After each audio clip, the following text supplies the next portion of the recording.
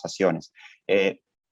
Un minuto, perfecto. Les decía que es el espíritu que tiene el ciclo este de conversaciones que inauguramos hace un par de meses atrás con la charla de Óscar Carpintero sobre economía ecológica. Muchos, si ustedes han participado en esa charla, muchos de los principios que nos acerca a la economía ecológica son también atravesados por el pensamiento de Enrique Leff, así que seguramente volvamos a muchos de esas ideas.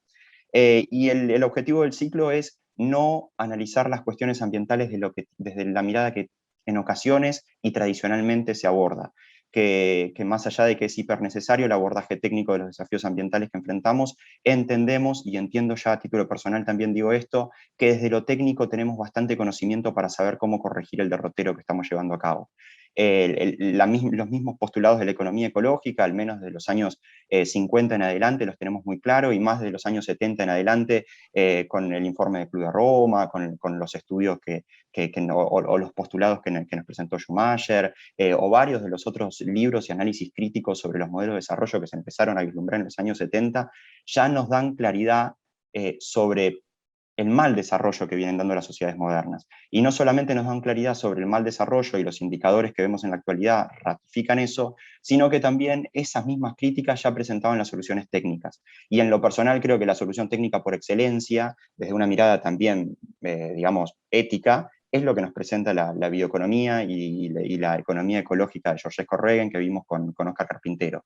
Entonces ahí el tema es una pregunta que siempre nos hacemos desde el Club de Roma y que la voy a utilizar para darle el pie a Enrique, es justamente preguntarnos cómo puede ser que a pesar de tener tanto conocimiento y cómo puede ser que a pesar de tener tantas décadas encima de certeza científico-tecnológica, del derrotero que estamos llevando y de la crisis ecosistémica general que estamos atravesando, ¿por qué no podemos hacer los cambios que se requieren hacer?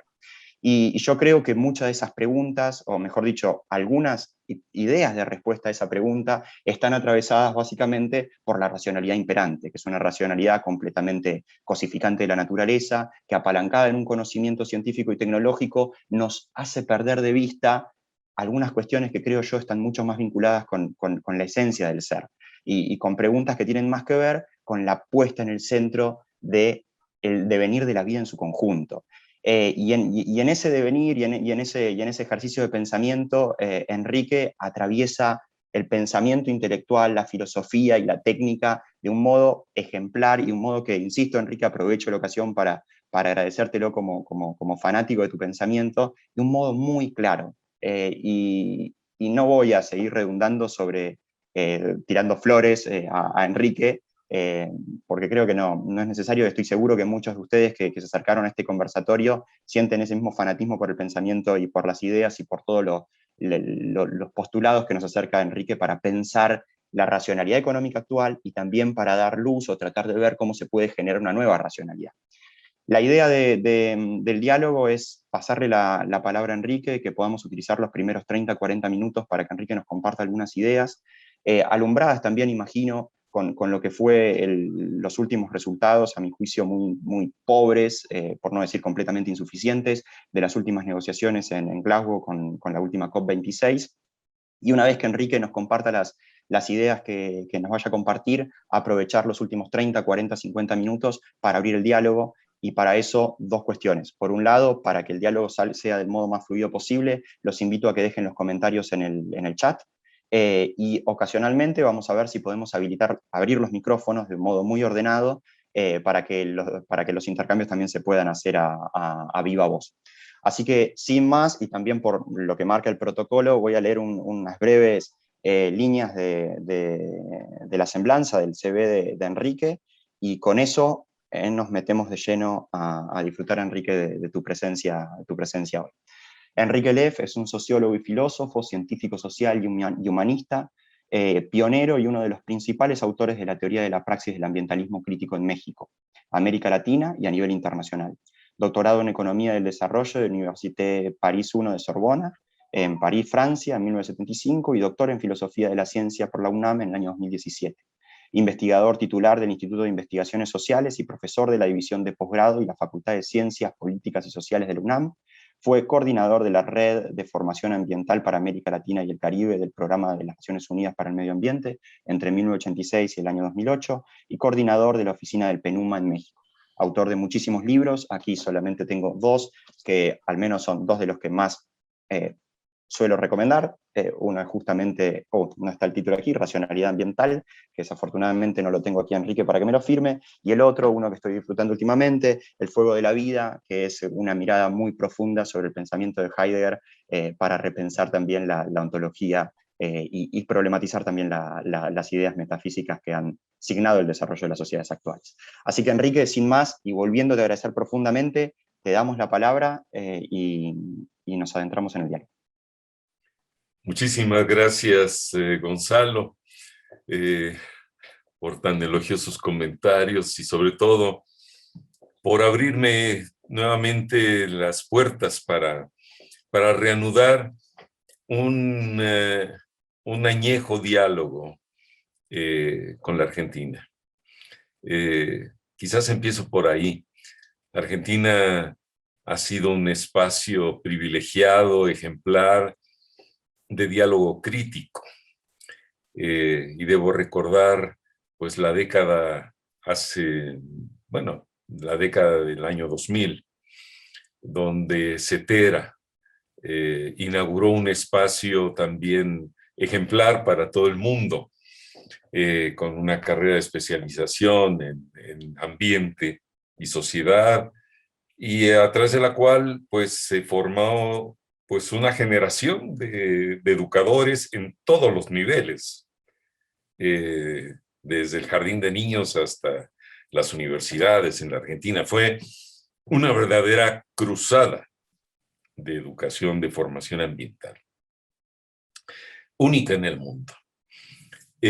Así es que después de estos tiempos, pues incluso anteriores a la pandemia, donde fue declinando la posibilidad de tener estos espacios, y ahora atravesados por la pandemia, donde estos diálogos pues eran en vivo y en directo, y ahora tenemos que hacerlos a través de máscaras y de pantallas.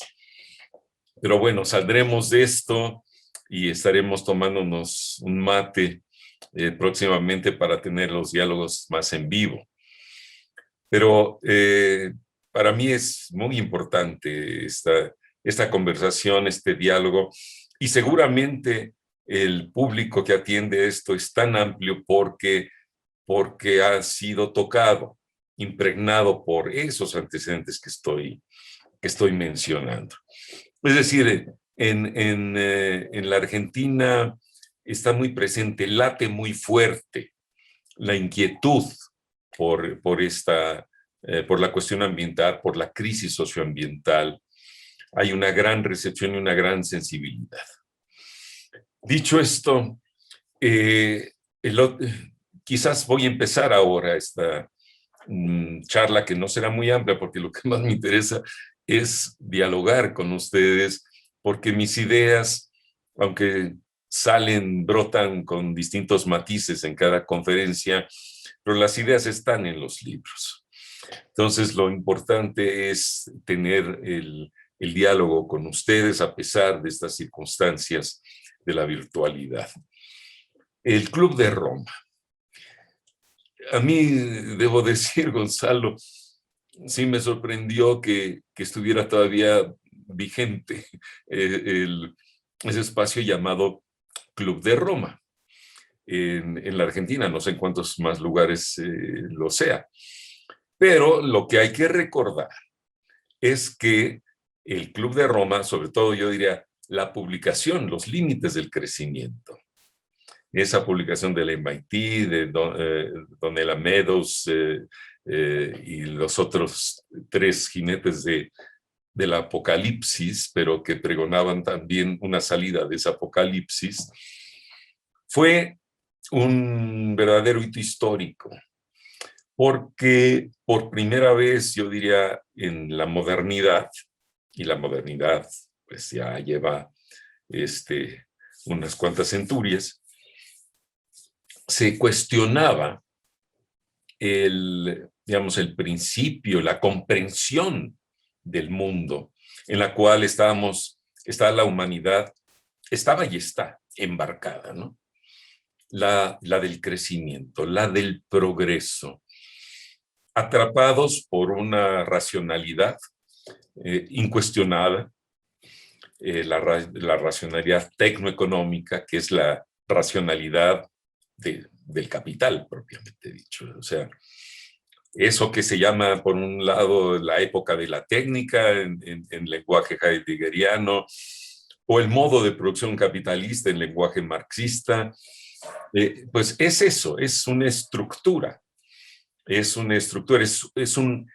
régimen ontológico, y decir esto tiene muchas consecuencias, porque decir régimen ontológico no solamente quiere decir que es una cierta configuración del mundo, digamos, en el orden de la economía, sino lo que quiere decir es que el propio capital se fue configurando desde otros orígenes anteriores, que son fundacionales de la cultura occidental, pero que fueron trazando los caminos, fueron construyendo el armazón, la armadura, la lógica, fueron configurando, para decirlo más claramente, la mente humana desde la antigua Grecia.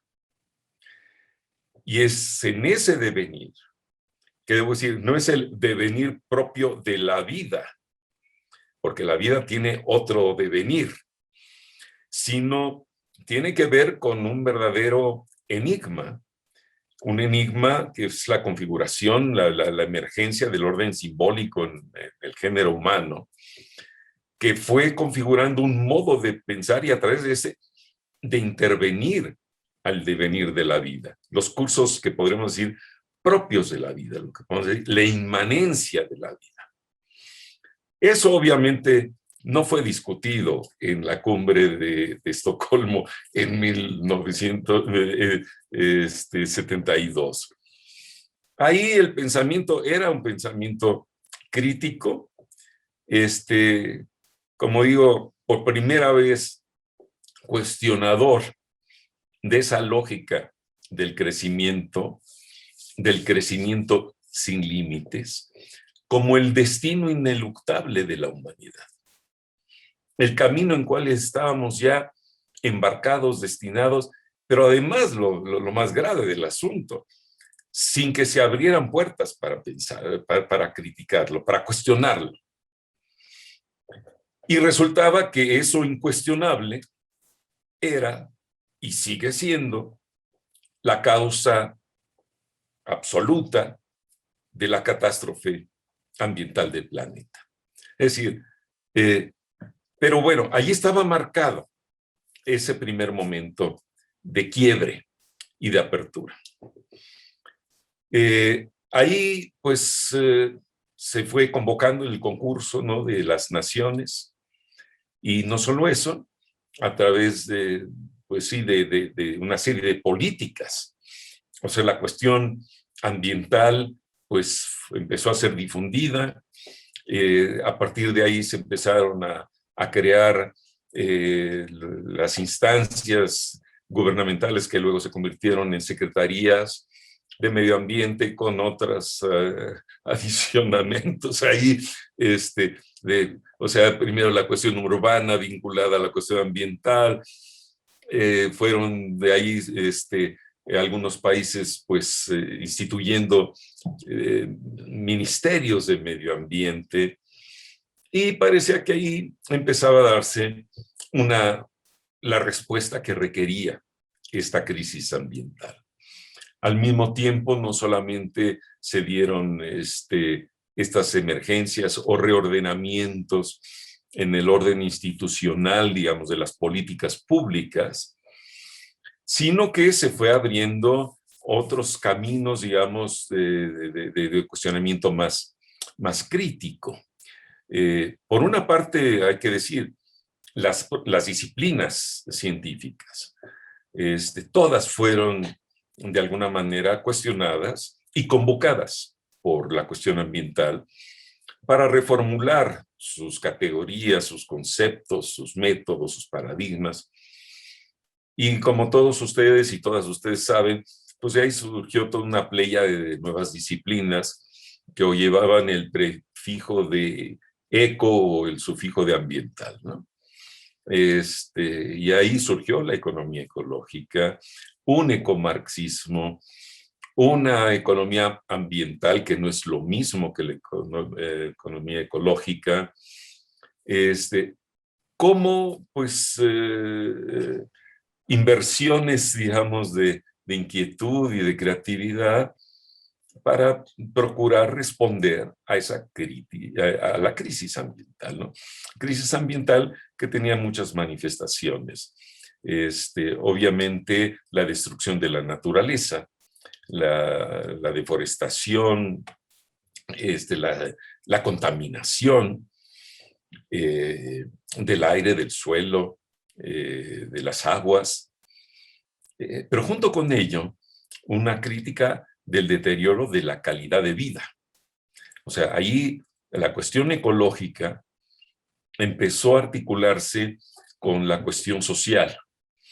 Y el tema no era exclusivamente una cuestión de deterioro ecológico que podría resolverse pues, a través de establecimiento de ciertas áreas protegidas, reservas de la naturaleza, este tipo de cuestiones, sino que esto estaba estrechamente vinculado a un deterioro de las condiciones de vida de la gente, al problema de la igualdad o desigualdad social en el mundo. En fin,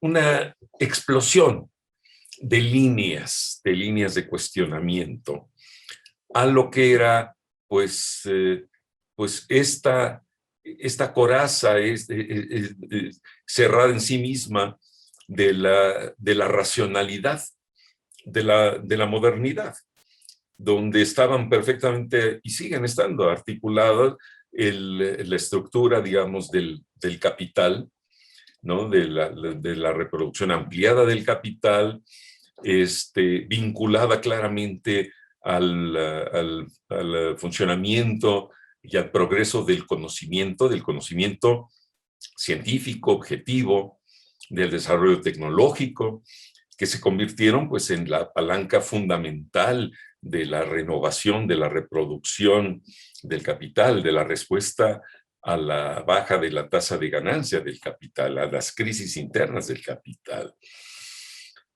Y entonces, junto con mirar todos esos procesos, bueno, un tema que se fue estableciendo así como si fuera, pues no una panacea, pero una vía de resolución de esta cuestión, era el hecho de que en paralelo se había pues diagnosticado o abierto los ojos a ver que ese desarrollo científico-tecnológico implicaba una fragmentación del conocimiento, ¿no? Una mirada siempre parcializada, súper especializada, pero que la cuestión ambiental llamaba a pensar justamente la integración de todos los procesos, de verlo, la conjugación de sus distintas facetas, dimensiones, etc. Y ahí, bueno, se fueron dando una infinidad de líneas de entrada, de intersticios por los cuales el pensamiento humano en las ciencias, en el campo de la ética, del activismo, han buscado penetrar el cerco, digamos, de este enigma y sacarlo a la superficie. Pero ahí hay que decir, al mismo tiempo que había esa manifestación, digamos, de búsqueda, de creatividad, crítica, pues al mismo tiempo se fue dando una respuesta muy institucionalizada, digamos, del status quo establecido. Es decir, de los intereses pues establecidos dentro de la lógica, de esta lógica pues que se fue cristalizando en la lógica del sentido de la existencia humana. Y ahí entonces, dentro de esto, de este movimiento, digamos, de resistencia de los intereses creados, ¿no? De este status quo y todo eso, pues ahí se fue configurando, vamos, se fue desvirtuando primeramente el sentido radical y profundo de la crisis ambiental, y que más adelante, digamos, ya en lugar de hablar de ecodesarrollo, por ejemplo, o de la cuestión ambiental o de la dimensión ambiental, que fueron los sintagmas con los que primeramente se buscó pues abrir también el pensamiento y el cerco de los paradigmas. Recuerdan el informe Brundtland en 1987, como una primera evaluación de lo que había pasado después de la primera conferencia en 1972. Y ahí ya empezó a articularse ese discurso de la sustentabilidad o de la sostenibilidad o del desarrollo sustentable o del desarrollo sostenible. Pero en esa cuestión, que no era nada más elegir el término que más nos gustara, ¿no? Para decir la misma cosa, lo que ahí se estaba jugando y conjugando es una verdadera estrategia de poder en el saber, es decir, una estrategia discursiva. Y una estrategia discursiva que claramente pues no buscaba romper el paradigma, sino remodelarlo, reformarlo de alguna manera, o muchas veces y más, simularlo. Y allí surgieron una infinidad de discursos y estrategias de simulación.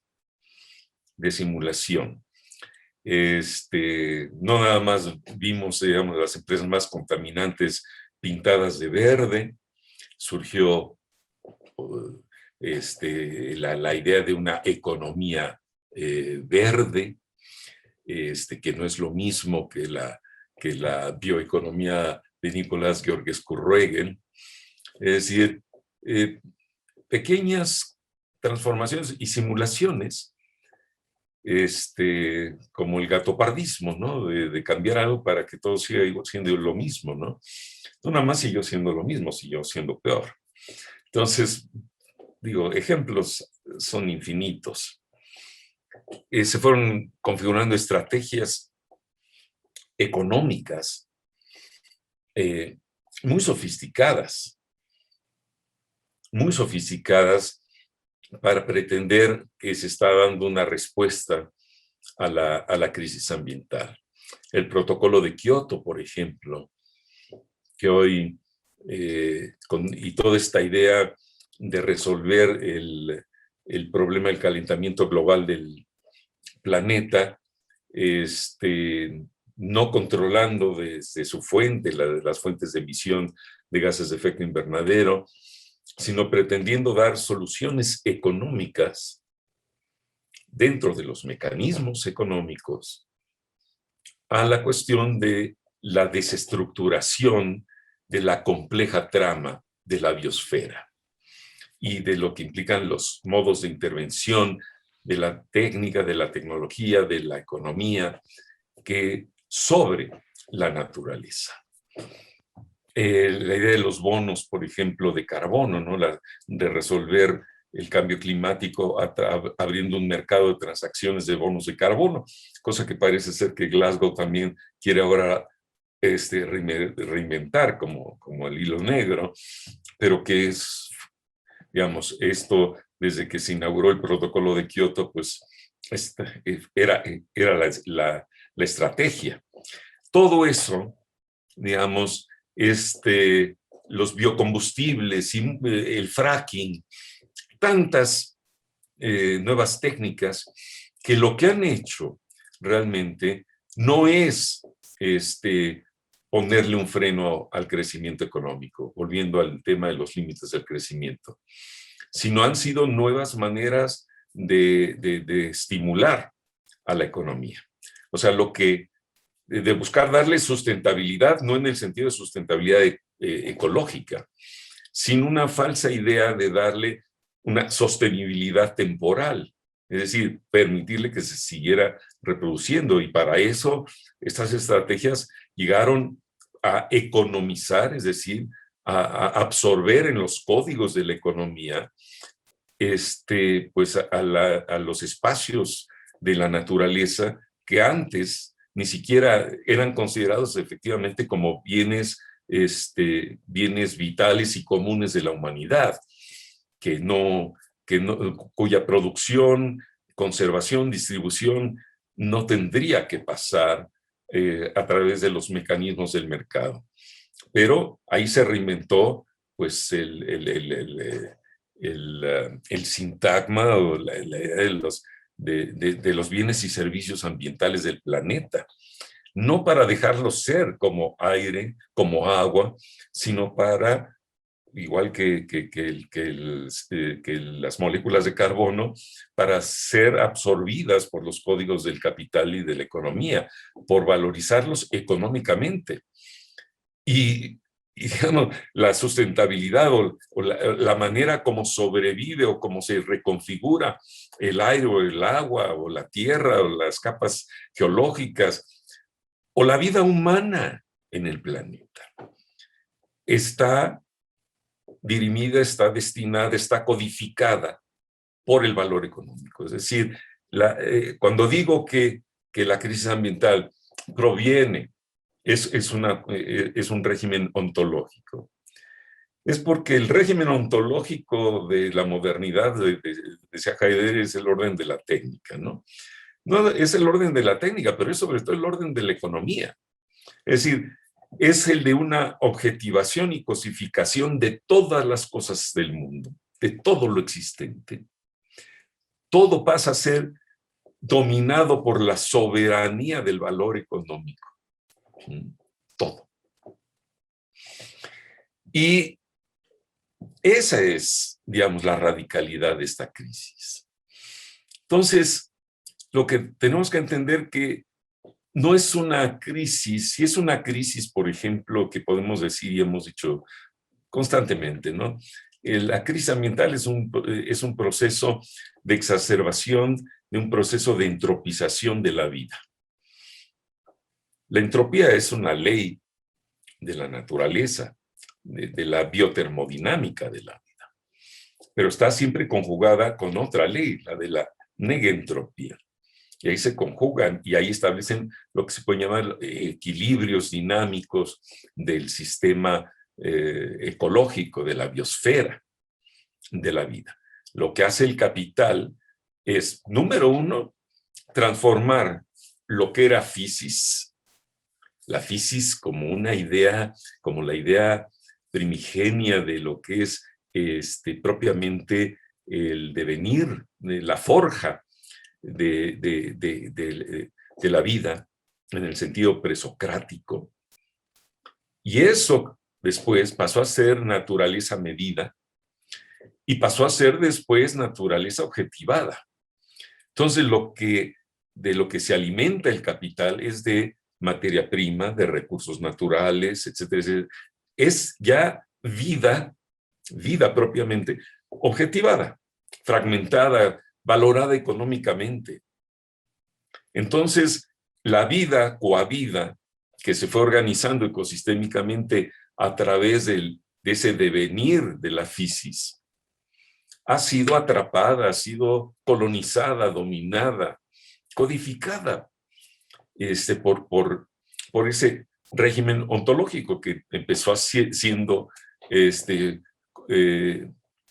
a través de la lógica, digamos, de logos de la razón, es decir, de entender el mundo, esa diversidad y multiplicidad de todo lo existente, porque la vida es producción de diversidad existencial en todos los sentidos, pero acabó siendo sintetizada, condensada, unificada por un pensamiento, el pensamiento de ese logos, ¿no? Y el pensamiento del ser, que ha sido la obsesión de la ontología de la filosofía desde los griegos hasta Heidegger, ¿no?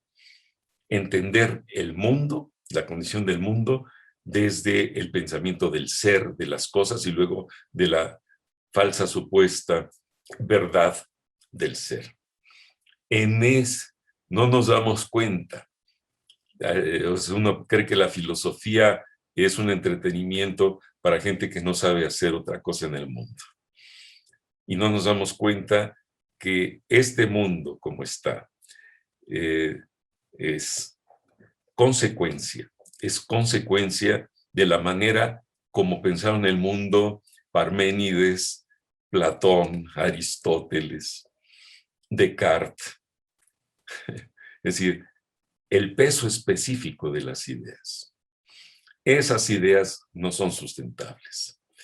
Y nos ha tomado más de 2.500 años para percatarnos de las falacias de las verdades ontológicas, de ese camino que emprendió una parte de la humanidad, la occidental, la que fue el pensamiento forjado en la Grecia antigua, que también pensaban fundar los principios de lo bello y de lo justo, ciertamente, pero todo esto, digamos, el ganador de todo eso fue una lógica pragmática, una lógica que ha llevado a eso, a la pérdida de espiritualidad, de valores, de ética, de todo eso, y vivimos bajo la soberanía destructiva de la lógica del capital.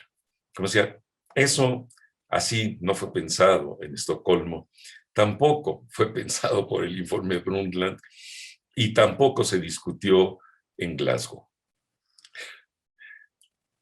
Eso no transita por las cumbres.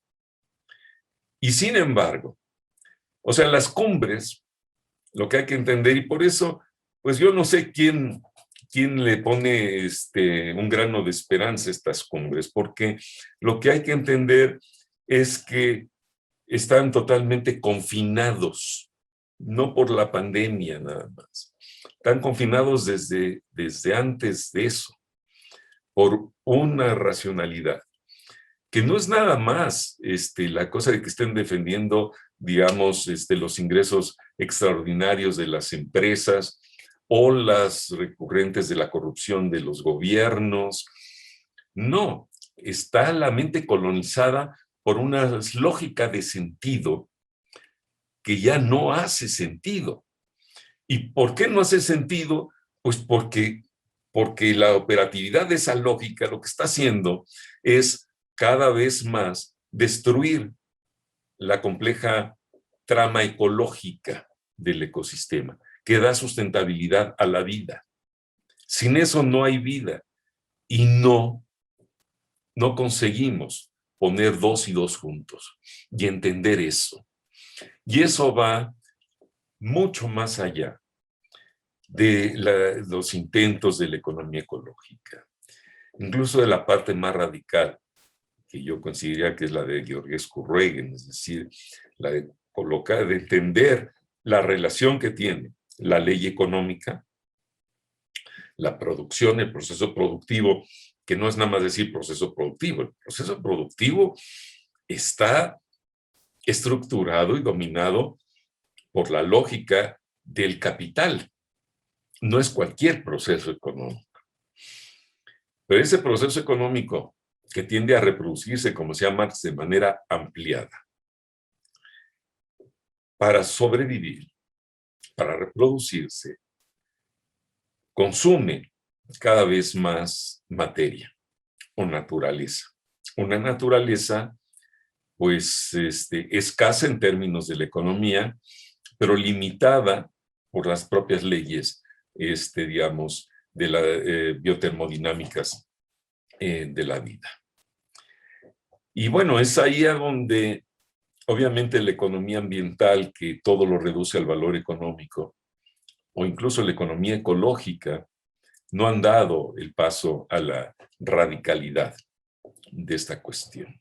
El propio Georgescu Ruegen, ¿no? Su bioeconomía, pues, mostraba cómo el consumo creciente de materia, de naturaleza, implicaba por la ley de la entropía un proceso creciente de degradación entrópica. Y esa es la gran idea, digamos, el gran aporte de Georgescu Ruegen. Pero Georgescu Ruegen seguía pensando la bioeconomía, pues a través, la transición a través de tecnologías solares, pero pensando en paneles solares, no propiamente en los procesos negentrópicos, que es la transformación de energía solar a través de otros paneles que son propiamente la biodiversidad, las florestas, los bosques. Es eso lo que transforma, o sea, no es solamente transformar energía solar a través de paneles solares que ya no alcanzaría la superficie de la Tierra, ¿no? Sino la transformación que hace la biodiversidad, la clorofila, la fotosíntesis, para decirlo en un término condensador de ese proceso, ¿no? Y todos los procesos asociados en lo que es la transformación de esa energía solar a través de la biomasa. Es ahí a donde se abre, digamos, la idea de una verdadera bioeconomía. La bioeconomía es jugar con los procesos de la vida misma, ¿no? Y ese giro es el que no se ha dado. Porque no rinde, porque no rinde las tasas de interés, las tasas de ganancia del capital. Pero sin embargo, son los procesos en los cuales otra parte de la humanidad, las comunidades rurales, locales, los habitantes de los ecosistemas, están empezando, bueno, siempre vivieron de esa productividad natural, pero hay que decir también por la cultura misma, las jerarquías sociales que se construyen dentro de las diversas culturas, siempre hubo una impronta, digamos, una intervención que venía desde eso que hoy llamamos la voluntad de poder que se instaura en los seres humanos y en sus relaciones sociales, que se transferían y se siguen transfiriendo también a modos de sobreexplotación muchas veces de la naturaleza. Es cierto que ahí, en esas lógicas de sentido, en los imaginarios de los pueblos tradicionales, no impera el principio de la maximización de la ganancia, pero sí dominan muchos impulsos humanos hacia el dominio. Y también impera otra cuestión de la cual tenemos que hacernos cargo, como bien se dice en la manera de hablar allí en mi querida Argentina, hacerse cargo de uno mismo también. Hacerse cargo del hecho de un conocimiento siempre a medias, siempre insuficiente, siempre por detrás de la evolución propia de la vida. Y entonces, pues hemos visto a lo largo de la historia, pues pueblos que no podrían calificarse de capitalistas, ni mucho menos, de haber tal vez sobredominado o intervenido a sus territorios biodiversos, el caso de la civilización maya, la maravillosa, magnífica civilización maya. Seguramente uno de los factores de la caída de la civilización maya tuvo que ver con una sobrepoblación y quizás de técnicas que no habían logrado armonizar con los tiempos de recuperación y la productividad misma de la naturaleza. Entonces, bueno, desde ahí vemos que la solución a la crisis ambiental no va a ser por la vía de las tecnologías limpias, es decir, por tecnologías cuya viabilidad y factibilidad siempre está medida en función de la ganancia económica. Absolutamente. Y ahí es a donde se abren nuevas perspectivas para analizar los futuros de la humanidad y de la vida en el planeta, ¿no? Y es ahí a donde entra a jugar mi sintagma de la racionalidad ambiental. Es decir, es romper, de construir y romper con la lógica de la racionalidad de la modernidad, que es a donde madura, digamos, cristaliza toda esa historia de construcción civilizatoria, porque la crisis ambiental es una crisis civilizatoria. Es decir, de la falla de la humanidad para conducir los destinos de la humanidad y de la vida. El punto crítico que estamos viviendo ya ahora pone a prueba a toda la humanidad. Ya no se trata de cumbres de ilustrados o de potentados que den soluciones. Los presidentes no pueden darlo porque ellos, pues, primeramente porque yo no veo en toda la orbe una sola o un solo hombre o mujer de Estado de esos realmente grandes, ¿no? Que todos están actuando dentro, con ciertos rangos, sí, de su libertad en función de sus intereses, de sus visiones ideológicas del mundo, un poquito más a la derecha, más a la izquierda, algunos sí, efectivamente, terriblemente a la derecha, terriblemente. Pero aún los que vemos en el lado que quieren verse de izquierda, pues están instaurados en la idea del progresismo. Se dicen que son progresistas de izquierda. Claro, quieren menos desigualdad en el mundo, más justicia. ¿Quién no la quiere? Pero están totalmente desfasados de la comprensión de la historia, de este punto de la historia, donde la historia está reclamando un giro civilizatorio hacia otros modos de comprender la vida humana en el planeta. Y donde ya no es una solución que va a dar ni un hombre o mujer de Estado. Pero déjenme decirles, tampoco, mucho menos un economista, ni un tecnólogo, y tampoco un filósofo, un ser ilustrado. Porque lo que se pone en juego en esta transición es romper la lógica, la soberanía del ser, de lo uno, es decir, esa idea de que hay un mundo guiado por un código, una idea predominante, ¿no? El desarrollo unidimensional, diría Herbert Marcuse. Lo que pone en juego este giro es una recomprensión de la biotermodinámica de la vida y ajustar las prácticas humanas a lo posible dentro de ese juego complejo, ¿sí? De la entropía, negentropía, es decir, de lo que produce la intervención de las distintas comunidades, la del capitalismo mundial, sobre el orden de la vida en la biosfera. En la biosfera. Y ahí entran, pues, distintas comprensiones desde distintas disciplinas, desde distintos intereses disciplinarios, dentro de distintas lógicas de sentido, dentro de los distintos imaginarios de las comunidades urbanas y rurales.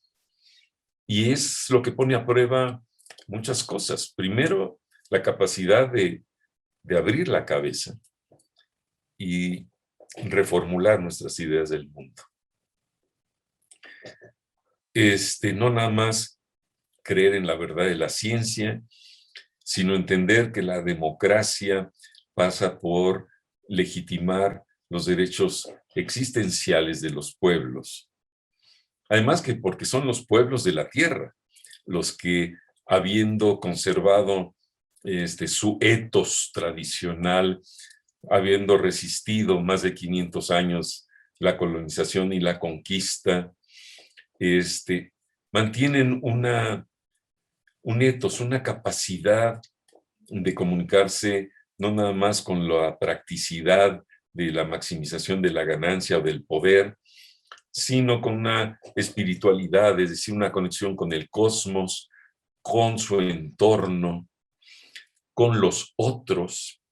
Y por eso decimos que la racionalidad ambiental rompe con la lógica del sentido de la racionalidad de la modernidad, porque está parada en un trípode, en tres principios que son totalmente otros y contrapuestos a la lógica del progreso, del desarrollo, del crecimiento sin límites y de la lógica del dominio del poder, ¿no? Que es la lógica propia de la vida, de la inmanencia de la vida, la de la productividad de lo múltiple, basada en el principio de la physis. El principio de una política de la diferencia, es decir, el derecho a diferir, la convivencia con diferentes modos de ser en el mundo. Y tercero, y quizás el más radical, una ética de la otredad, que implica la convivencia con lo otro, es decir, lo otro en el entendido del otro incognoscible, lo otro que habita en nuestro inconsciente, fuerzas que no conocemos, que no se articulan en el nivel del logos, que el psicoanálisis no alcanza a discernir siquiera. Pero también la lógica del otro como una convivencia del tú y yo, ¿sí? Pero en el cual no impera el alter ego como un otro que se tiene que asemejar a mí.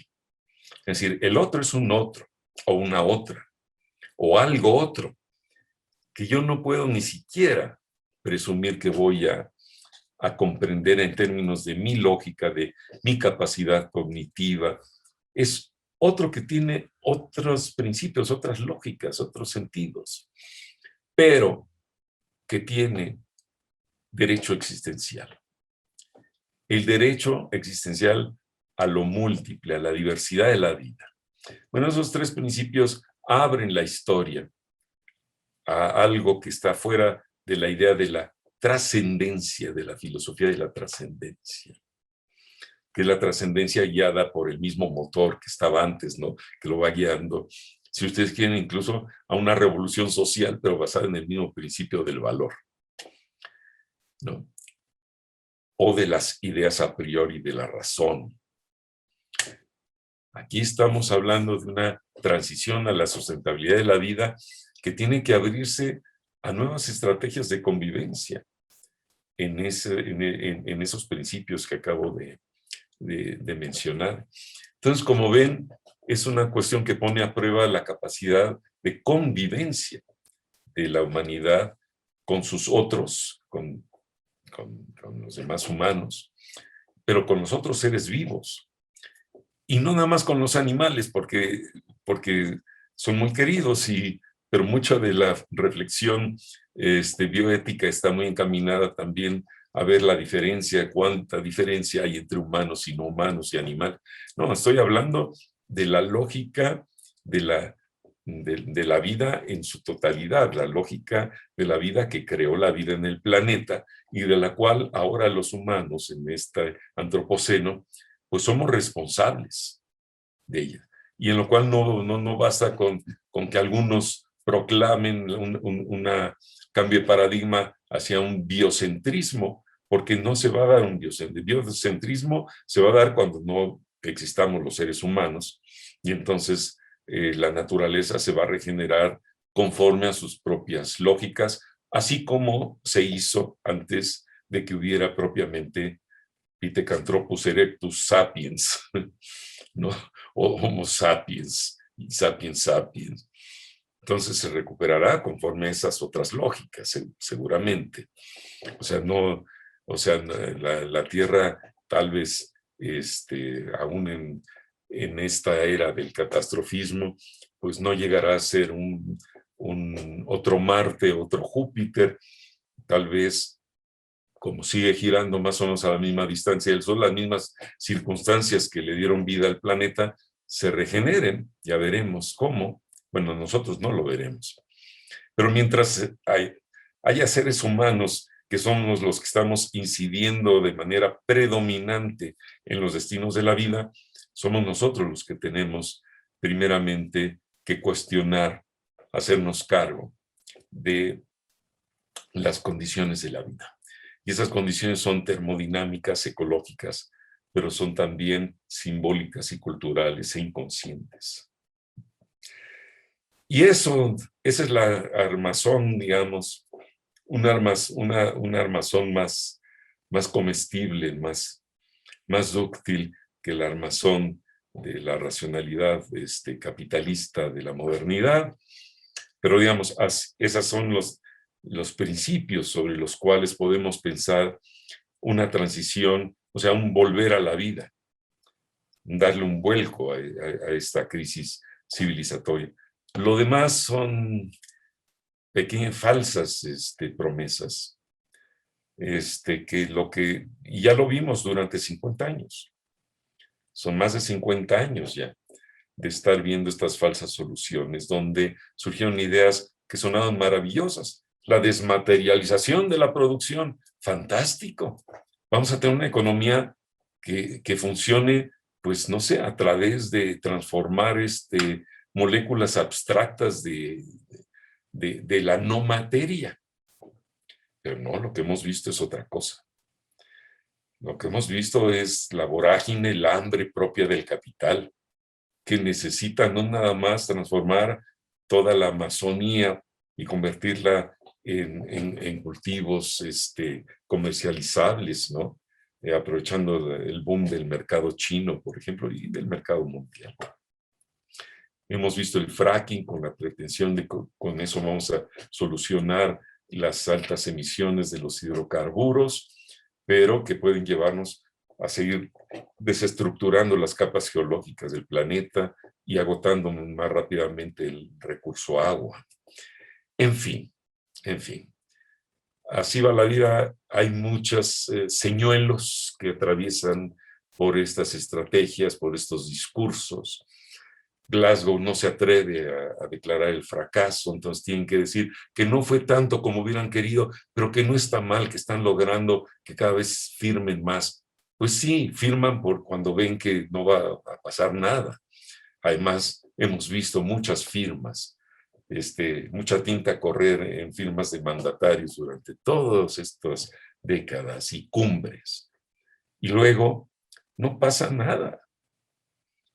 No pasa prácticamente nada, porque el mundo está conducido por otras lógicas que están instauradas. A los presidentes no les cuesta nada afirmar y prometer que se van a limitar las emisiones para el año 2050, cuando ya no estén aquí, cuando ya no estén en el mandato, cuando no haya quien les reclame. Esa tarea, termino con esto, creo que no es de los presidentes. Digo, ellos siguen, y las legislaciones, en fin, el mundo institucional y las empresas seguirán, y nos darán muchas sorpresas, ¿no? De nuevas tecnologías, seguramente. Pero yo creo que la transformación hacia una vida sustentable, con calidad, con democracia, con todo, depende de la ciudadanía. Y lamentablemente, pues la ciudadanía ha dependido mucho de la democracia, es decir, de depositar a través de un voto, después los poderes de decisión en los poderes soberanos. Y los movimientos sociales, pues no han sido, se manifiestan y hay protestas y hay reclamos, claro que sí, pero no han sido suficientes para que la ciudadanía, a través de una democracia más directa y activa, conduzca el cambio civilizatorio en lugar de depositar nuevamente pues, a los acuerdos de las cumbres. Es decir, a la soberanía del poder sobre los destinos de la vida. Si les parece, yo termino esta intervención que no tiene otro propósito sino sacudir nuestras conciencias, nuestras visiones de las cosas y estimular eso, una reflexión, una comunicación, una discusión que nos vaya abriendo nuevos senderos, ¿no? Nuevos senderos para juntos construir la sustentabilidad planetaria. Pues Gonzalo, estoy a su Enrique, disposición para sus críticas, comentarios, cuestionamientos. buenísimo. Bueno, como siempre, yo ya te he escuchado, tuve la suerte de escucharte varias veces y es un placer y una invitación al diálogo y al discernimiento. Así que imagino que para todos los que están del otro lado escuchando sucede lo mismo. Vamos, si les parece, podemos hacer el ejercicio de levantar la mano con el icono para poder habilitar el micrófono y en caso de habilitar el micrófono, que sean, en la medida de lo posible, preguntas concisas y concretas para no dilatarnos mucho en el tiempo. Y antes de eso voy a aprovechar el rol que me toca de moderador para ser el primero en hacerte una pregunta que surge un poco de una duda que tengo del mismo proceso de racionalización que tiene la sociedad moderna, que tiene algo que es muy beneficioso en comparación, y esto es una precisión personal, en relación a otros momentos pasados. Y es básicamente que nuestra capacidad de racionalizar absolutamente todo nos permite también de algún modo racionalizar a esas cosmovisiones y visiones de mundo completamente distintas. Y de algún modo, al permitirnos racionalizarlo, como que nos lo apropiamos. Entonces ya no es como que son cosmovisiones distintas, es una idea, Enrique, después vos me decís a lo que voy, es que ya no es que son cosmovisiones distintas que no pueden dialogar entre sí. Nosotros tenemos tal nivel de desarrollo intelectual, apalancado por el pensamiento también metafísico de la filosofía de Parménides, esta parte, que nos permite poder ver a las otras cosmovisiones y entenderlas como un otro. Pero en ese proceso de entenderlas como un otro, en realidad no las aceptamos como un otro completamente distinto, sino que las metemos dentro de nuestra cultura y decimos, mirá cómo los pueblos originarios entienden a la Pachamama y de algún modo la miramos de una mirada naif, pero al mismo tiempo esa mirada naif de ver un otro que pensamos que está en algún proceso de subdesarrollo porque no llega al desarrollo tecnológico nuestro, pensamos que lo entendemos, no lo entendemos y al mismo tiempo lo avasallamos. Entonces ahí mi pregunta es la siguiente: ¿qué posibilidades hay real de un diálogo de saberes en el contexto actual en el que nuestra cosmovisión totalizante y totalizadora de todo no solo se llevó puesta la biodiversidad biológica, sino que también hizo lo propio con la diversidad cultural? Entonces ya no te queda una diversidad cultural tal que puede sostener nuestra cosmovisión. Digo, ¿por qué? Porque si nuestra cosmovisión estuviera en condición de similitudes con varias otras cosmovisiones, sí, se equilibraría, pero ya no existe más ese equilibrio. Es como que hay un monocultivo cultural. Y en ese monocultivo cultural no estamos solamente en el riesgo que nos presente el informe de IPBES de la extinción de 1 millón de especies, sino que es también lo que nos dice la UNESCO, que es la extinción de las diversidades culturales. Entonces, ¿cómo se fomenta ese diálogo genuino de saberes cuando esos saberes están en riesgo de extinción? Esa es la pregunta que te dejo, si lo ves como viable. Y ahí cuando yo me pregunto esto, digo, la democracia tal como está, digamos, volviendo a Marcuse, que lo planteabas vos, tan invadida con la industria, digamos, de la cultura, yo no sé si es el mecanismo. Obviamente, todos defendemos la democracia y las libertades, pero están signadas por esa visión y esa racionalidad que en algún modo nos hace pensar que entendemos a la otredad. En realidad esa otredad está completamente avasallada. Y eso es una percepción particular que te la comparto aprovechando, insisto, esta posibilidad que tengo de ser moderador y comparto después para que otros levanten la mano y habilitamos los intercambios. Enrique. En lo que alguien se anima, te diría que coincido plenamente con tu apreciación y que es fundamental lo que estás planteando. Es fundamental, porque es cierto, ahí también hay mucha simulación. Los que se creen los mayores paladines hoy de la democracia no dejan de actuar de esa manera, avasallando, manipulando, imponiendo megaproyectos, simulando la consulta previa a los pueblos, seduciéndolos con la modernidad, seduciéndolos o sometiéndolos, es decir, no con una convicción de realmente depositar en ellos, de creer en su creatividad, en su autonomía, que es una palabra que no hemos mencionado. Es decir, este cambio pasa realmente por no dejar ser al ser en el sentido de dejar ser lo que ya existe, porque dejar ser,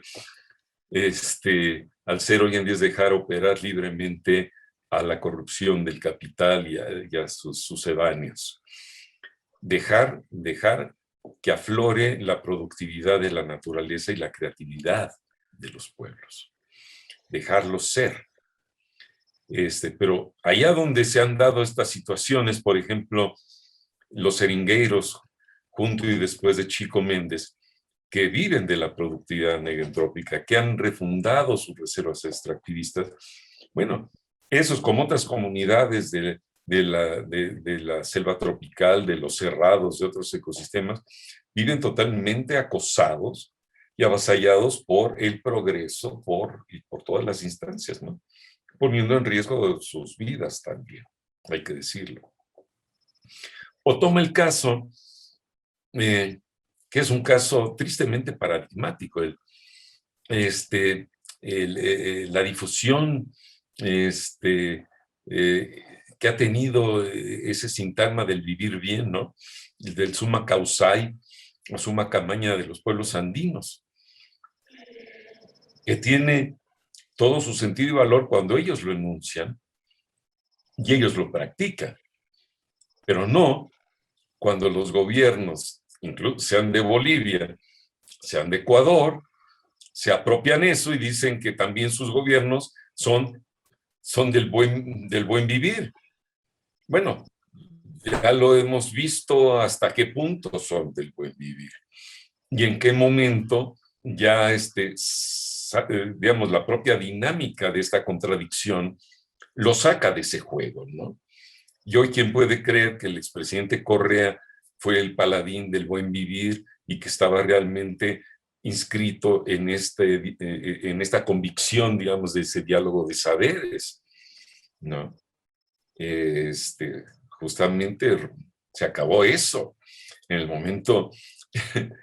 momento que la comunidad internacional no le dio los recursos para dejar bajo tierra el petróleo, ¿no?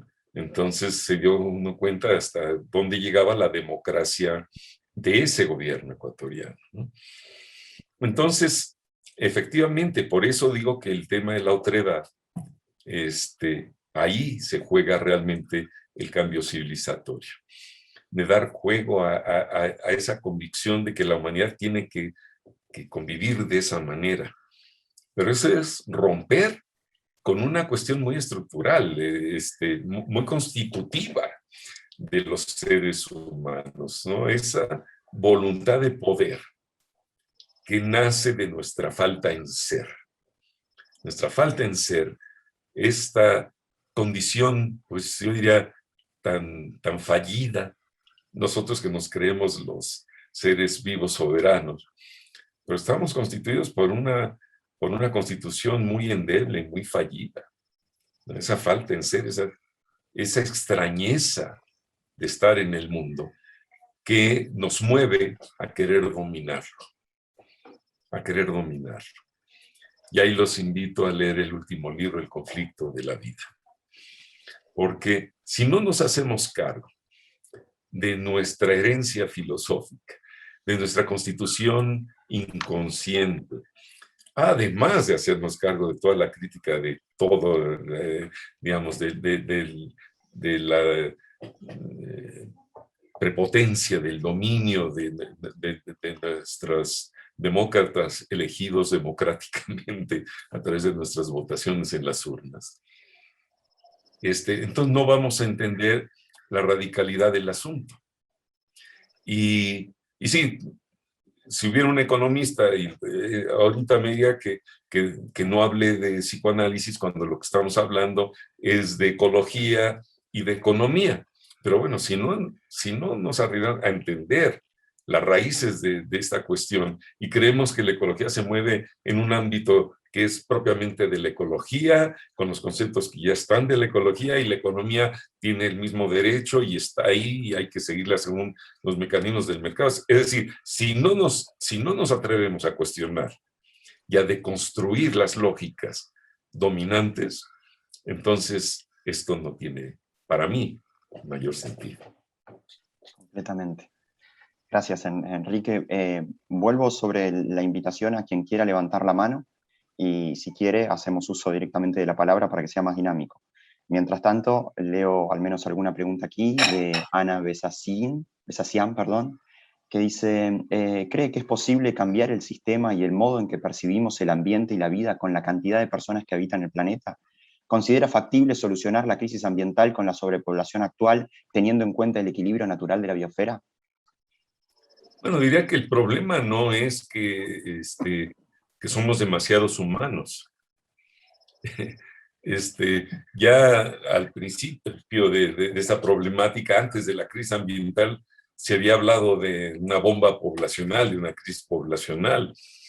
El problema no es nada más que seamos menos. El problema no se resuelve tampoco con esta idea también muy en boga del decrecimiento económico, es decir, de controlar, porque el problema es un cambio de comprensión de las condiciones de la vida, de la condición humana, y de la condición de la vida, del logos, de la polis, del ser. Es eso. No, uno puede admitir, efectivamente, las cosas se complican aún más si no hay un control demográfico. Pero entre todo lo que hay que cambiar, yo diría que si hay algo que la humanidad ha ido asimilando, es por convicción o forzados por las dificultades propias de la vida. O sea, la humanidad está transitando hacia un equilibrio poblacional. Yo creo que en estos 100 años, en este siglo, vamos a llegar a un cierto equilibrio, no sé cuántos billones seremos, a lo mejor unos 12, entre 10, 11, 12, pero ese no es un problema, sin duda, pero no toca el punto de radicalidad que estaba yo pues proponiendo que conversáramos también, ¿no? Bien, me quedo con ganas de hacerte una pregunta más, Enrique, pero lo veo a Luis Jorge Oxman, así que Luis, si querés, activamos el audio, puedes hacer la pregunta nada más. Cómo no, gracias Gonzalo. ¿Se me escucha bien? Perfecto. Bien. Bueno, Enrique, un gustazo, supongo que para todos, poder escuchar tu sabiduría. La pregunta es la siguiente. Alguien dijo alguna vez, quien esté libre de pecado, que tire la primer piedra, hace muchos años. Entonces, la pregunta es la siguiente. A nivel de nación, hoy por hoy, ¿quién tendría que recoger su piedra? ¿China, Estados Unidos, México, Argentina, las Islas Seychelles? A nivel de nación, ¿no? Todos. Yo diría que todos. Algunos tiran piedras más grandes que otros, pero todos estamos tirando piedras. Todos tenemos que reflexionar, todos tenemos que responder a distintas escalas, seguramente. Pero, vamos, ya no es ni siquiera válida, yo creo, hoy la pregunta de si la culpa la tiene el presidente con nombre y apellido de China o de los Estados Unidos. Porque, repito, ambos están inscritos en esa lógica, en esa orden o régimen ontológico que domina el mundo. Tenemos que despojarnos de eso. Y eso es toda la humanidad, hasta los pueblos que habiendo sido dominados, subyugados, no terminan siendo totalmente ajenos, porque a través de la colonización y de su resistencia también han sido, algunos dicen hibridizados, tocados, trastocados por este orden que es el mayor causante del desorden de la vida. Entonces, no, yo creo que mi respuesta sería todas y todos. Buenísimo. Enrique, muchas gracias. Seguimos una pregunta más que estoy viendo acá de Camila Corado. Dice, la apropiación del discurso sustentable en las lógicas corporativistas podrían ser una oportunidad para dirigir estas discusiones hacia una reflexión sobre las lógicas de desarrollo o alternativamente considera que la vía es apostar por un modelo alternativo de raíz. De ser así, ¿cómo cómo llevarlo a escalas mayores para lograr un impacto significativo a escala global.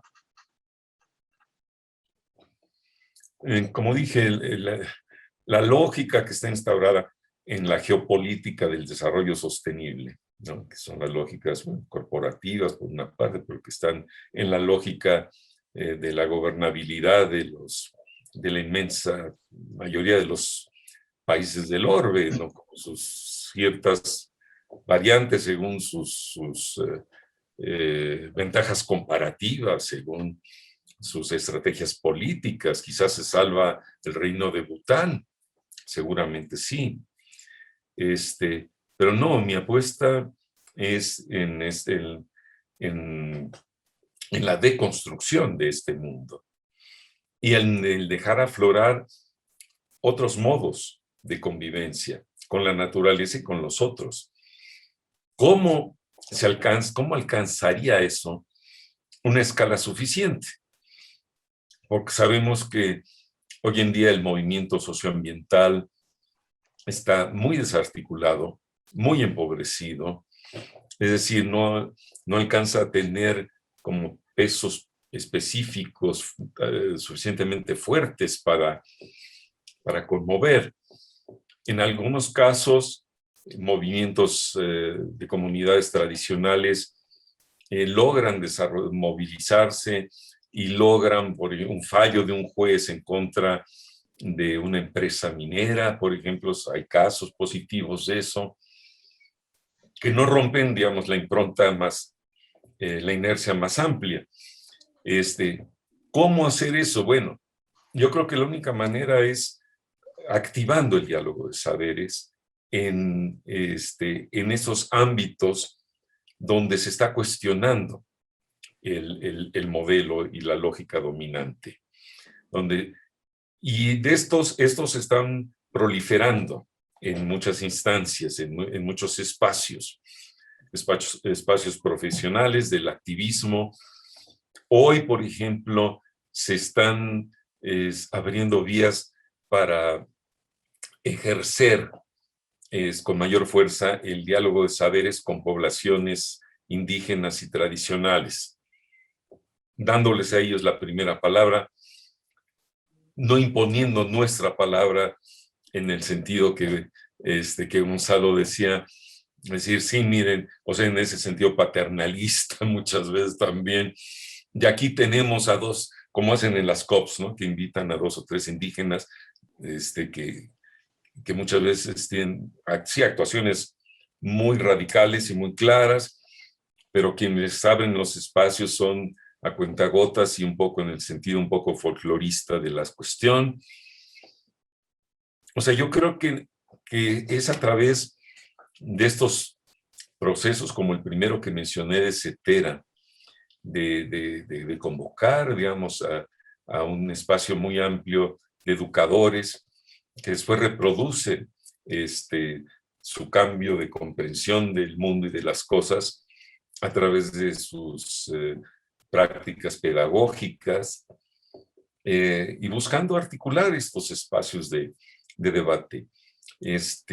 Hay muchos. Últimamente estaba en comunicación con varios espacios radicales, convencidos de que hay que partir, vamos, que hay que entrar en esta radicalidad allá en la Argentina. Y algunos no conocen a los otros espacios, pero hay mucha gente muy inquieta, muy inquietada ya por el tema, y pues sería ahí, a través de esos espacios, de crear esa conciencia, y luego no nada más la conciencia, sino estrategias más efectivas de intervención sobre las decisiones, sobre la resolución de casos críticos. Recientemente se ha fundado un tribunal internacional de los derechos de la naturaleza, por ejemplo, donde se van volcando casos críticos e irá interviniendo y haciendo fallos que seguramente al principio no serán asumidos por los gobiernos, porque pensarán que son instancias de estas donde nos entretenemos los críticos y hacemos chats por Zoom. Pero en algunos momentos, cuando tenga que pasar por fallos judiciales, esperemos que los jueces también, por ejemplo, los jueces son una instancia fundamental a ser sensibilizada en ese sentido, porque en ellos recaen los fallos sobre conflictos socioambientales, que son quienes dirimen, digamos, la controversia. Yo creo que hay que abordar de una manera muy fuerte esos espacios y no nada más sensibilizarlos para el momento del fallo. Yo creo que hay que reconstruir la racionalidad jurídica, porque así como en la economía ha habido todos estos intentos de fundar una economía ecológica que presenta alternativas para decidir, por ejemplo, cómo hacer producir un cierto espacio, un ecosistema, un espacio determinado, el ámbito jurídico ha quedado prácticamente intocado.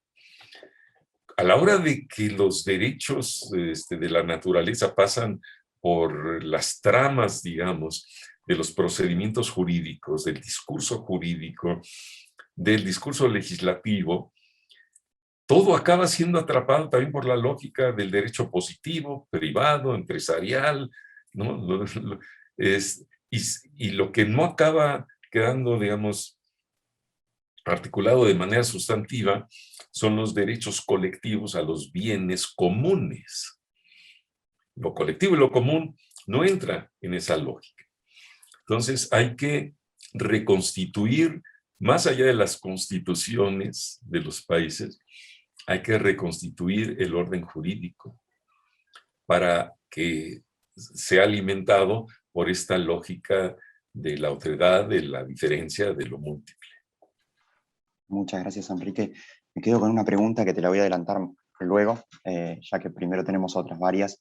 Te voy a leer primero la de Jacus, antes de Ramiro habilitarte a que hagas uso de la palabra. Pregunta Jacus, ¿qué opinión tiene en relación a la ecología política latinoamericana como perspectiva para la planificación y ejecución de políticas de Estado? Entiendo que estos enfoques sintetizan los diálogos de saberes, la construcción de sentido común y las nuevas racionalidades ambientales. Muchas gracias por sus palabras. Leonardo. Bueno, la ecología política yo creo que es el espacio, ¿qué llamarlo?, epistémico-político, donde con más fuerza ha anidado la radicalidad del pensamiento ambiental latinoamericano. Ahí está, más que en otros espacios, digamos, disciplinarios. Y ese espacio de la ecología política, bueno, hoy hay un grupos de trabajo de ecología política en Claxo y hay una red de ecología política latinoamericana. Ahí es a donde está fructificando esta radicalidad de pensamiento y de estrategias para responder al avasallamiento también de las comunidades a través de la minería, del fracking, de los transgénicos. Pero eso es muy difícil pensar que se traslada como un esquema de políticas públicas. Ahí lo que se establece son las ideas, los principios, los movimientos de una ciudadanía que cuestiona ese status quo. Y ese es su papel.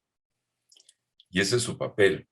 No, otra vez, no entra como el modelo de, quizás, digamos, si estas ideas radicales que vienen a controvertir el status quo, en la medida que vayan progresando y la propia sociedad vaya transitando a otras lógicas de toma de decisiones y de construcción, digamos, de la vida misma, entonces ese discurso, esas comprensiones tendrán que ir también, y no, déjenme corregir lo que estoy diciendo, la transición es menos esquemática de lo que puedo decir ahora en palabras, porque digamos, en la medida de que el cuestionamiento sobre la justicia ambiental que se piensa y con base en ello se combate los derechos, por ejemplo, de las comunidades contra ese status quo. En la medida de que eso vaya generando otras lógicas procedimentales del derecho y tal, y se vayan instaurando como tales en el régimen jurídico del Estado-Nación, en ese sentido, el paradigma, digamos, o las ideas combativas de la ecología política, pues irán constituyendo una transición del Estado-Nación. Si es que sigue siendo, que ya no será el Estado-Nación tal y como está. Habría que pensar también, no es el Estado-Nación que se queda así con ideas subversivas, no es el capitalismo que se queda con ideas subversivas, sino que se va generando otra racionalidad económica, jurídica, que irá constituyendo los principios, la base de esas políticas públicas, ¿no? Entonces, pensemos, todos son procesos que ahorita están como en contradicción y en confrontación, pero donde la idea no es quedarse en la confrontación. La idea es que estas ideas vayan configurando eso, otra lógica. Entonces, pensemos en procesos transicionales también, y no nada más de contradicciones radicales. Excelente. Gracias, Enrique. Ramiro. Buenas, ¿se escucha bien? Sí, perfecto. Bien. Primero, gracias, Enrique, muy bueno escucharlo, muy fácil de entender de la manera en que lo plantea. Un poco relacionado con lo último que dijo, yo me había quedado pensando si ante esta cuestión del colapso que tanto discutimos en muchos de estos ámbitos, tanto académicos como por ahí más también de otro tipo, más políticos y demás, si todavía cabe la posibilidad de que ese cambio sea tan gradual después de 40 años, contando más o menos desde el 72, de discusiones y avances. Es segurísimo que hubo avances y por lo menos ya está realmente en la agenda todo esto, pero sí, ante la situación un poquito alarmante, por lo menos para mí, que ya estamos viviendo, si cabe la posibilidad todavía de continuar con el gradualismo, o no. O sea, ¿qué opina de eso? Yo creo que, bueno, yo tengo mi opinión, pero quisiera escuchar qué opina Enrique al respecto. Gracias, Ramiro. No, mire, no sé si todavía estamos en los tiempos de las revoluciones radicales, donde había, sí, golpes de Estado en un sentido, golpes de verdaderos momentos ejemplares de transformación de la sociedad. Yo creo que la complejidad de las condiciones del mundo incluso, y porque ninguna nación además vive ya en el aislamiento de esta globalización, hacen tan difícil la ruptura más radical para pasar como a una verdadera otra cosa de inmediato, ¿no? Vean, yo no puedo evitar tomar el ejemplo del actual gobierno de México, de mi país, ¿no? El presidente López Obrador, con su convicción, que sé que es auténtica, es radical, de una cuarta transformación, ¿no? Y donde está poniendo todo para que haya un quiebre radical con la historia de este país, de mi país, que acabó pues en tales grados de de desigualdad social, de pobreza, de corrupción y de crimen organizado.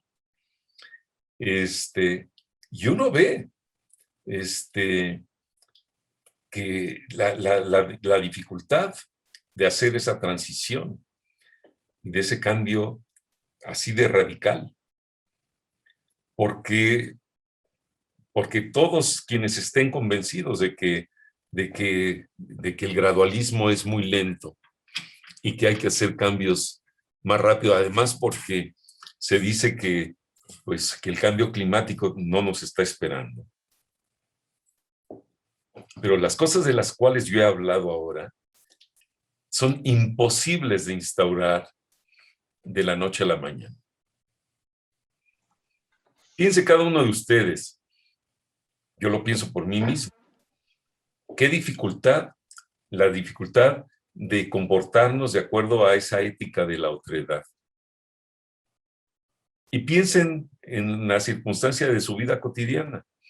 ¿Cuántas veces no pueden evitar otra vez el impulso ya instaurado de responder para afirmarse desde su yo, desde su poder, desde su razón? Piénsenlo. Es terriblemente difícil salirse de algo que está totalmente incorporado o cambiarle la moral de la corrupción a tantas instancias, niveles y grupos de la sociedad. O aminorar, revertir, resolver el problema del crimen organizado. En tanta gente que ha sido capturada por esas lógicas que empezaron siendo de supervivencia en algunos casos, ¿no? En muchos casos. Y que han pervertido totalmente el alma humana. Entonces, pues sí, yo creo que tiene que ser una revolución muy radical en cuanto a los principios, pero que inevitablemente tiene que seguir un cierto gradualismo porque... O piensen en muchas malas revoluciones que fueron radicales y que pretendieron cambiar el sentido de la historia y de la vida. Y lo que implicaba esa radicalidad. ¿Sí? Piensen en la radicalidad estalinista o la maoísta, o piensen en qué tan radical es la China de hoy que se sigue llamando socialista.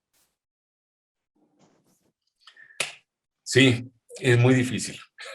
Me voy a, Enrique, si me permitís, Sheila, sobre todo porque veo que tenés la mano levantada, me quiero sumar a este intercambio porque me da pie a hacerte la pregunta que tenía, y es casi también un pensamiento interno que tengo relacionado a esto, y que es casi una paradoja también, porque para ver qué apreciación tenés o qué sensación te da.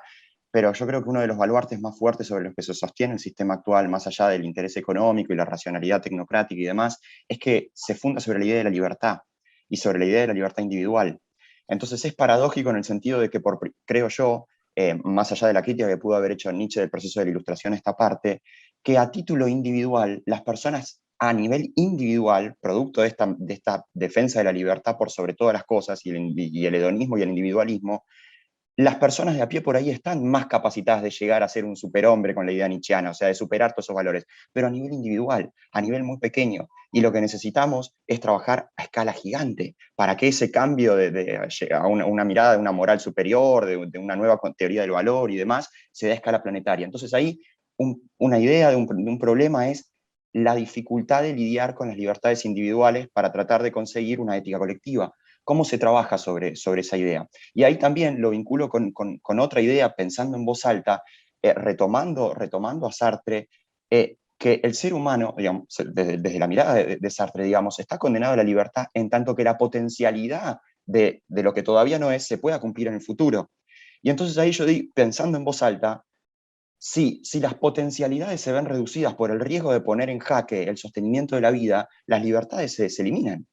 Entonces, cuando la libertad está únicamente basada en la idea de que hay potencialidades de infinitos futuros para el ser humano.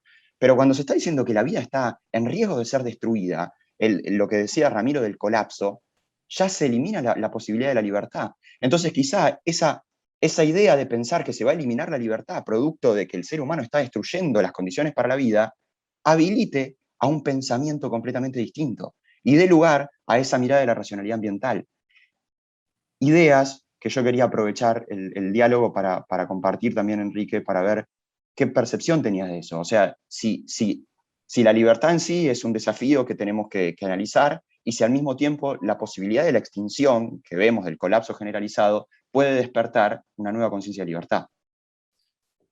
Tiene que, o sea, hablando de revoluciones radicales, la francesa, el principio de fraternidad, el principio de libertad, de soberanías, todos esos principios, obviamente hoy tienen que reformularse, porque nosotros pensamos la libertad como la voluntad de poder del individuo, pero la voluntad de poder es o sea, la libertad no puede ser una libertad para dominar al otro.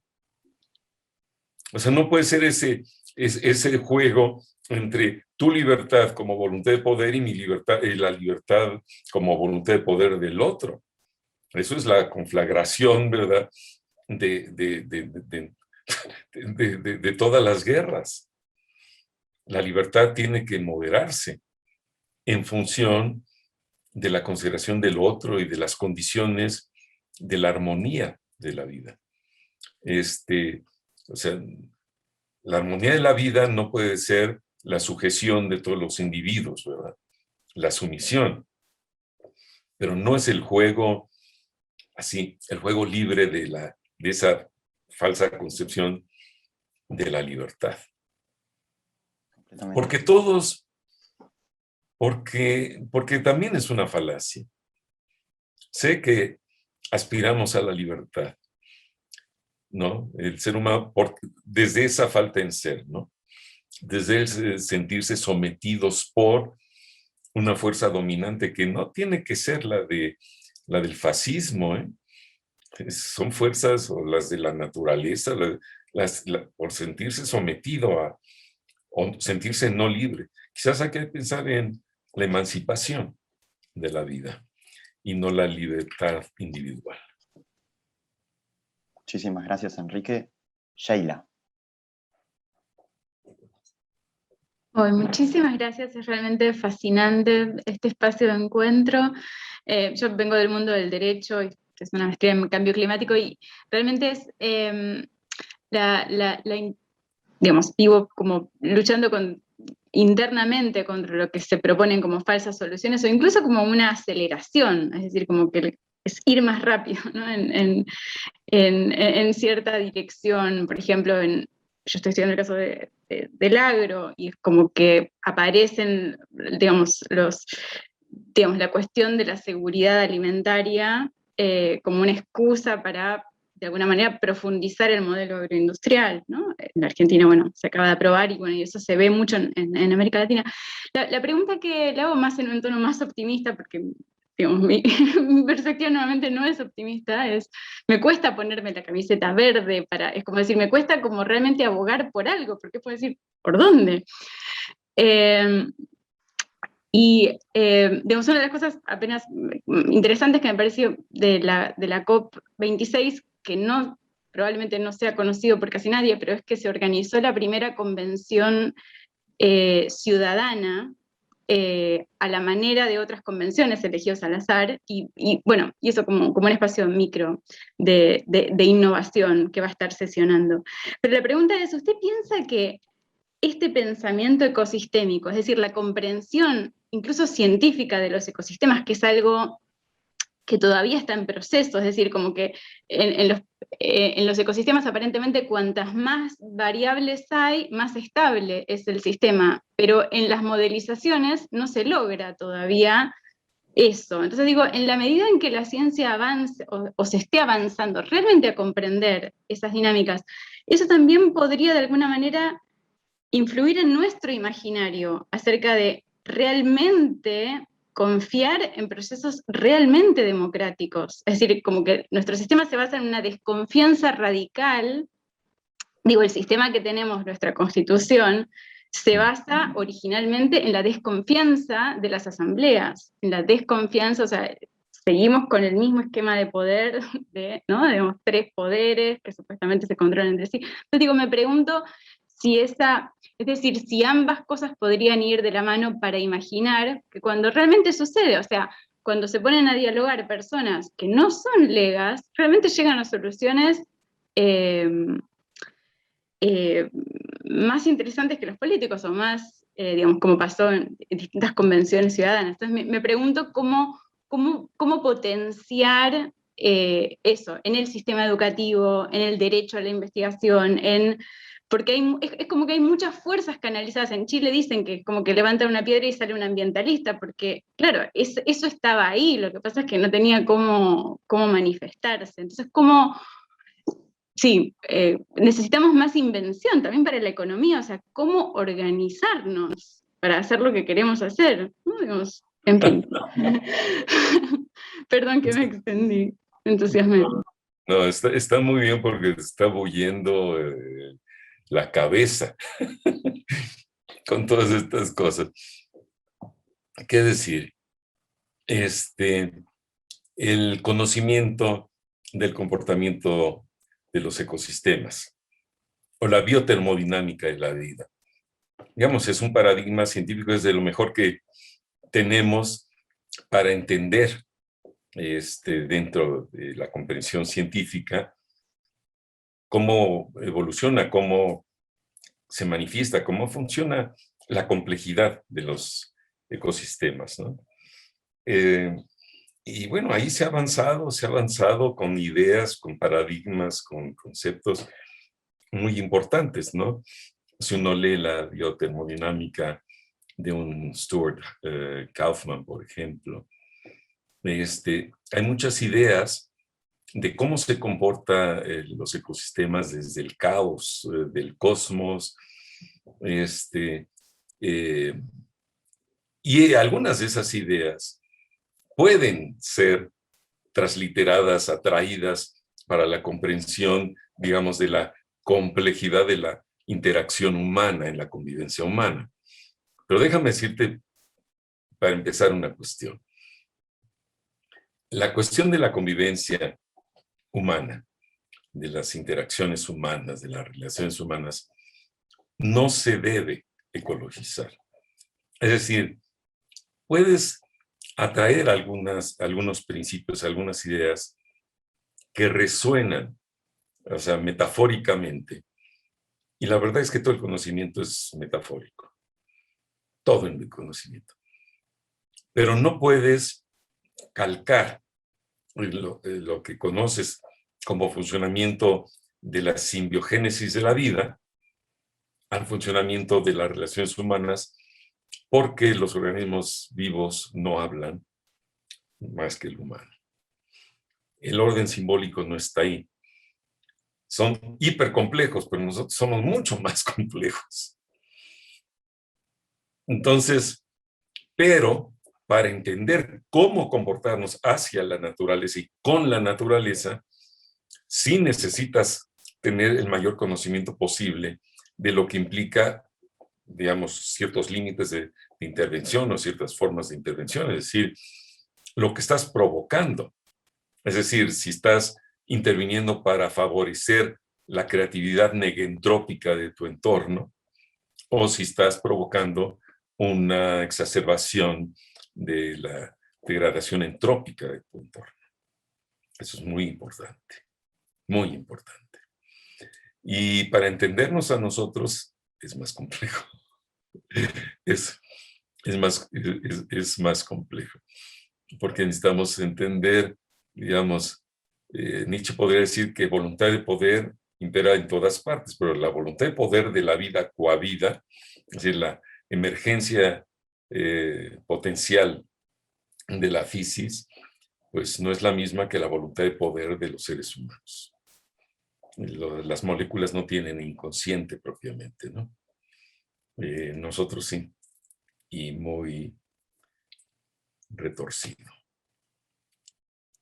Entonces, lo que hay que componer en los ecosistemas es mucho, lo que tenemos que recomponer en nosotros es mucho más. Pero tenemos que pensar en esa relación. Ya tampoco podemos pensar en una cosa sin pensar la otra. Pero es lo que podría decir. O sea, quienes piensan que esto se restablece a través de una bioética, y la bioética se entiende como la adopción del paradigma de Gaia, yo diría, eso no marcha muy lejos, porque ojalá nos comportáramos nosotros como Gaia. El ecosistema, si lo dejas, sí.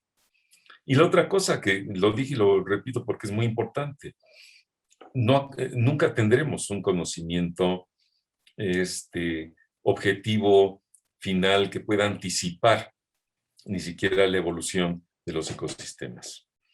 O sea, tenemos que aprender a vivir en no con nuestras fallas de comprensión, pero sí con un déficit constitutivo de saber. No abandonar, necesitamos saber tanto como se pueda saber. Y un saber más complejo que el conocimiento objetivo.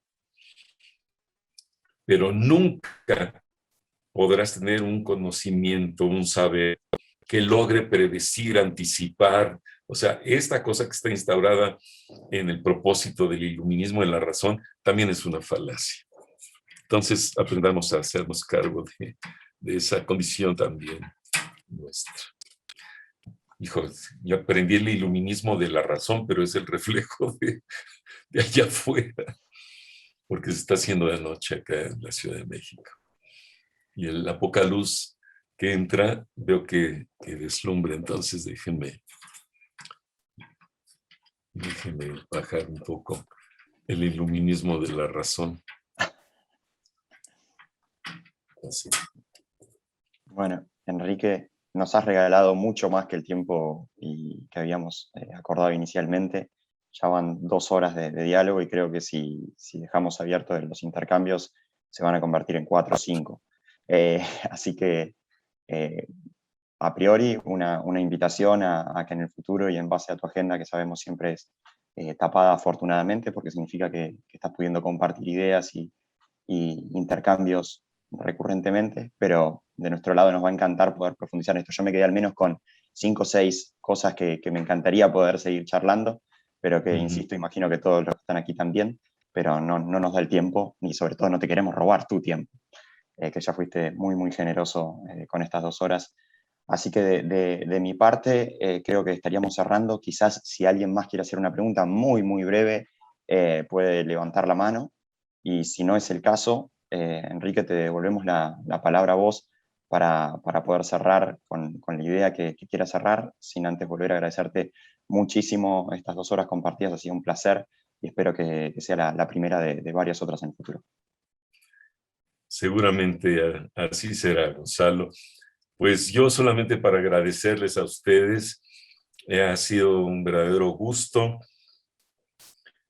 Uno no sabe, o yo no sé más bien, lo que voy a decir en cada encuentro. No lo tengo pautado, no me gusta hacerlo, prefiero dejarlo a la ocurrencia, a la inspiración del momento. Pero al tiempo que estaba conversando con ustedes y sin tener más que algunas pocas fotografías, algunas pocas imágenes de ustedes, yo no sé, pero sé que algo pasó, una inspiración desde tus primeras palabras, una invitación verdadera a compartir abiertamente estas ideas. Y aunque siempre nos vamos a quedar con poco tiempo, porque todo esto abre y abre y abre cuestiones, pero ha sido un verdadero gusto. Una disculpa por mis minutos de tardanza, por las circunstancias de la vida, pero finalmente se dio. Y además, gracias a mi internet que suele fallarme y esta vez no me falló para nada, y pudimos tener un diálogo pues muy, muy fluido. Y me encanta ver pues caras jóvenes, ¿no? Yo empecé a pensar estas cosas cuando tenía su edad, yo creo, a lo mejor un poquito hasta más joven que ustedes, porque yo empecé a pensar esto a los 20 y muy pocos años, porque me atrapó, digamos, la revolución ambiental a principios de los años 70, ¿no? Pero bueno, ciertamente es una cuestión que no es pasajera, no es la crisis ambiental que nos pasó, como la crisis, ¿no? Tantas crisis de la juventud y todo esto en los años 60. Es una crisis que va a estar con nosotros por muchísimo tiempo. Y obviamente se necesita gente nueva, gente joven, que retome la inquietud, ¿no? O sea, y por eso me da mucho gusto ver a mucha gente joven acompañando estos encuentros. Y bueno, pues saludarlos y decirles, bueno, inquiétense. Quien se ha dejado tocar por este enigma, ya su vida entera va a estar con ello. Y no es fácil, nada fácil, porque no son preguntas fáciles, es el enigma de la vida. Nada más que, como dije, ahora no le toca a un filósofo resolverlo, decir su palabra y pasar a la historia. Es que ya el tema es de todos y de todas. Así es que, bueno, qué bueno que se han dejado inquietar por esto y ojalá algún día nos encontremos en vivo con unos buenos mates y unos buenos vinos argentinos. Va a ser un gustazo. Nos vamos a encargar de que eso ocurra en el futuro, Enrique. Bueno, muchísimas gracias. Ha sido un placer inmenso y muchísimas gracias a todos por conectarse y perdón por los cambios de horario que tuvimos que hacer por fuerza mayor. Enrique, muchísimas gracias nuevamente y a todos. Y les vamos a estar compartiendo el video que se va a estar subiendo obviamente al canal de YouTube de la Fundación. Y igual les va a llegar también por correo a todos los que se han inscrito a la charla. Enrique, muchísimas gracias y que termines muy bien el día por aquellos pagos mexicanos. Gracias a todos. Igual. Adiós. Hasta luego. Chao.